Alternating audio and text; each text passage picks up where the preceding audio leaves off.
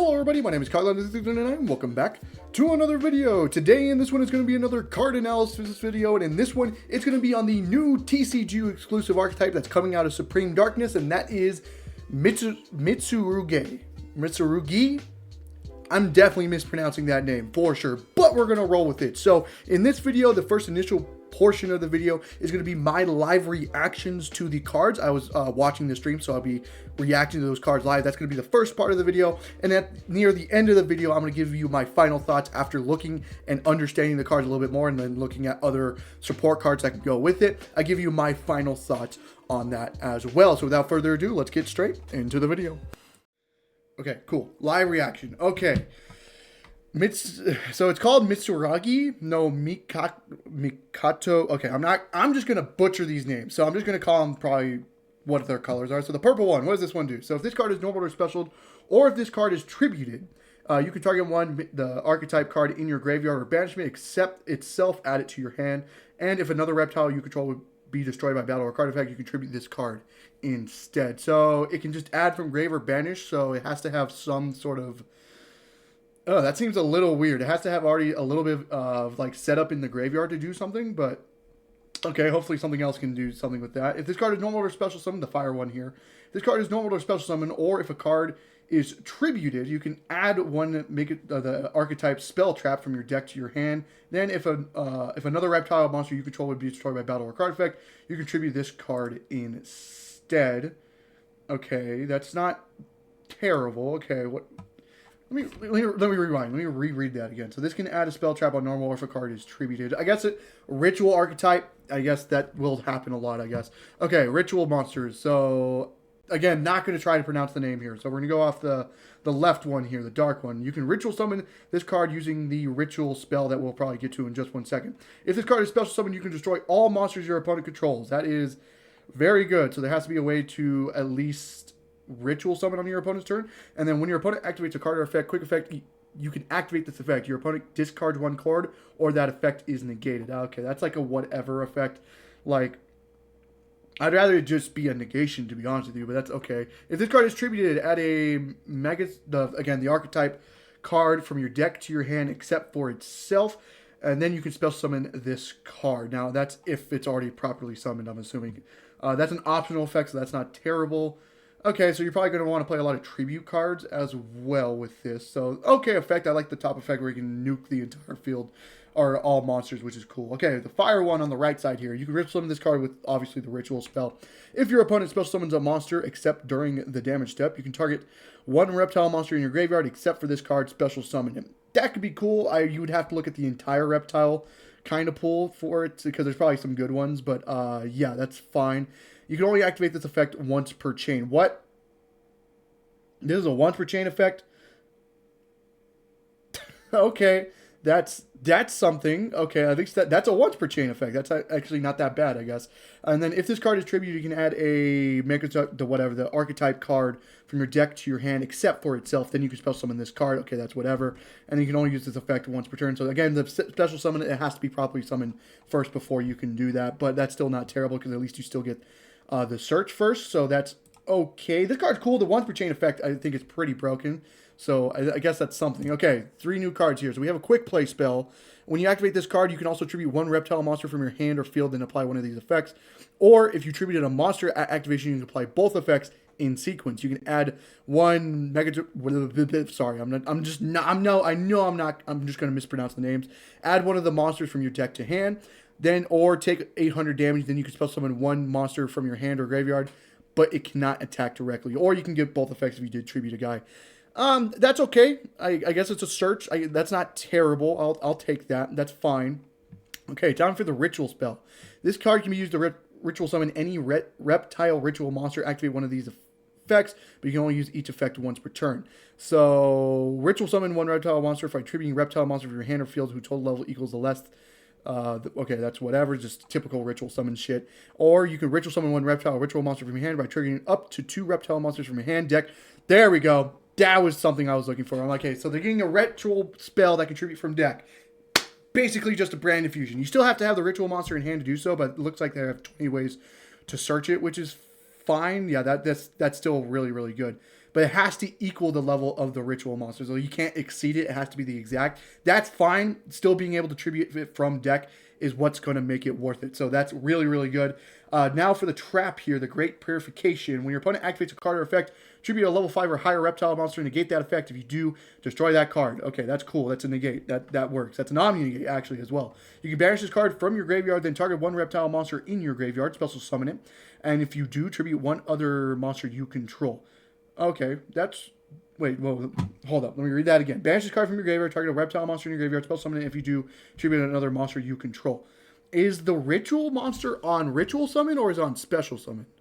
It's on special summon. Okay, that's cool. So you can get this to graveyard, like properly summon it, then get it to graveyard. Then you can do this effect in graveyard because you can use... Oh, you can only use one effect per turn.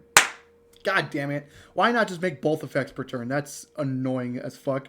All right, is there anything else? Okay, that's it. That's it. So we got a couple new cards. So again, this is... You would have to look at the reptile like things as well. So now let's going back. So now that we know the ritual spell can tribute from deck, let's see what normal or special, or if this card tribute target a card in your graveyard or banish it, add it to your hand. So you can go, what levels are the rituals? 1, 2, 3, 4, 5, 6, 7, 8, and then 1, 2, I'm assuming this is an 8 as well. Yeah, that's an 8. Okay, so with the ritual spell, if you draw any one of these, you can go ritual spell effect to summon, let's say... This one is technically, I don't know, this one's technically better. It doesn't really matter. It doesn't really matter. Just to summon one of them to the field, then you can go effect of this guy since it was tributed to add this guy to hand. Then you can normal summon this guy, add a spell trap to your hand as well, which can add either the trap or the quick play spell, or you can add the second ritual spell because you can actually use each effect. Only use each effect. Yeah, you can only use each effect once per turn.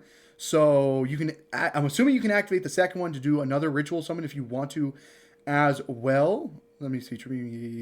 Yeah. Oh, this summons a reptile Mitsurugi from deck? Oh, that's kind of insane. Okay, I didn't actually read that first one. So the first one can summon it from deck, which is insane, but you have to tribute monsters from your hand or field to do so. And the second one can summon it from hand, but you can tribute the guys from deck as well. That's kind of cool, actually. I kind of like that. Let me do some quick testing real quick, and I'll come back to you in just 1 second.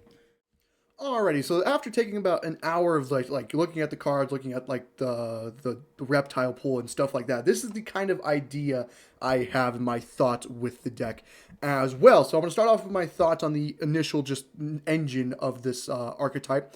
One, this ritual spell is fucking broken to all hell. Oh my god, this is just branded fusion for the deck, which is insane. I like that they actually do that because it makes it where it's actually worth going for the reptiles because the ritual spell is just that broken. I do like this ritual spell a lot. Same thing with like the quick play spell. It's pretty decent thanks to other cards in the deck. I think the ritual monsters are cool as well. Like this one being a once per chain to bring back a guy is insane. And their bottom effects where they can, if they're attributed, you search for one of the archetypal cards and then special them back if they're already properly summoned. It's cool. I think this card is insane if it's just special summon and destroys all monsters on the field, which is cool as hell. And I wish the negate didn't have to choose, like your opponent can either discard a card or the effect is negated. I wish it was just a negation, but I guess it's still fine. I think they just wanted to make it somewhat fair. I wish it was just a plain negate, but I guess we can't get everything, I guess, right?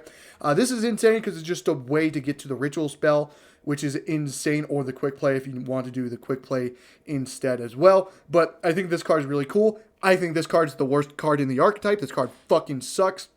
Really do not like it whatsoever. The fact that you need your graveyard or banish to be set up to even trigger the effect kind of sucks. Obviously, you probably maybe only play one of this if you're going to play it because the ritual spell can dump it and that's when it gets its value. But that's pretty much it. You never want to draw this card, so I think this is probably the worst card in the archetype. So I think overall the deck is like solid, but I think the massive problem with the deck is it cannot play the good ritual support cards that are in Yu-Gi-Oh!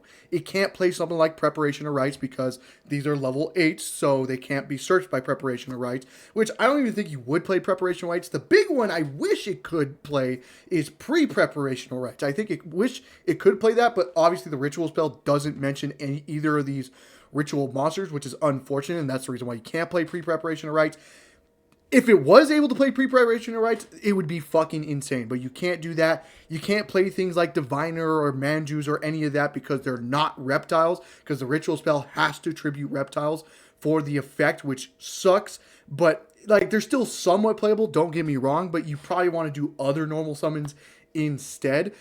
So that's one thing as well. So like, that's like the biggest problem. Obviously there's Drytron as well, but I think Drytron has way better things it can be doing. I think there's also incantations as well, which I don't think is necessarily the greatest in the world either. So that's kind of the unfortunate thing, is it really can't take advantage of all the good ritual support, something like you see Voiceless Voice taking advantage of right now. So that's kind of unfortunate to see. So what I kind of been seeing is, obviously you can play with Snake Rain with the Ogdoadic stuff, because the Ogdoadic can set, or if you Snake Rain send this, you can eventually get this guy back from the graveyard, and with the Ogdoadic stuff, thanks to Water Lily, because Water Lily dumps a reptile. Then if you have 5 or more reptiles in graveyard, you can special a reptile from your graveyard, so making it where with just a Snake Rain, you can kind of go full combo, which is kind of cool. But obviously, the problem with that is you kind of need to draw Snake Rain, because Water Lily needs to see 5 reptiles in the graveyard before it specials itself back to the field, which is unfortunate. There's also obviously the Ragnarok stuff, which is cool for like extra deck guys, but I don't really think the main deck helps you get to this engine, unfortunately, which kind of sucks. There's also another thing. I saw that you can play the Wanted engine with like Deception, because Deception tributes a guy, so you can like play max out on like the ritual monsters, then go Deception, tribute the ritual monsters, and you can kind of go combo from there, which I found to be really, really cool. But obviously that's here or there. You have to still, like, obviously the Wanted stuff doesn't get you to comboing with these guys, right? Which is unfortunate, but it's a kind of like a supplemental engine you could be playing with the deck if you want to as well. So that's kind of my initial thoughts with the deck. Is I think the deck is cool. Is it going to be like playable like tier 1 competing with like Malice and Ryzel? No, I just don't think so. But it's probably going to be in the reptile soup deck that people are playing, like with both Ogdoadic and the Ragnarok stuff. But the fact that it can't take advantage of the good ritual support that is out there in Yu-Gi-Oh! Is what I think is kind of the problem. And I know you're going to hate me saying this, the deck could be good if they get a good second wave of support, which is always unfortunate, because I feel like every time we talk about a TCG exclusive archetype, that always gets brought up, is the initial support is decent, but if it gets a good second wave, it could be good, which sucks. I wish they could just release a good first wave where it's just playable out of the gate, but, TCG exclusive archetypes that haven't been that for a while. Trust me, we had to wait for Mimighoul's second wave of support for even that to be playable, which is unfortunate. But again, I think the ritual spell is fucking broken as fuck. You probably will see this maybe in Rogue in the next format, but I honestly don't think it's going to be competing with like Ryzel or Malice, which I don't think is the idea to do with the deck anyways. But it's a cool deck, but probably not going to be, the top meta players in the format. So I hope you guys enjoyed the video. If you did, leave a like, subscribe for more content on the channel, and I hope to see you guys in the next one. Goodbye.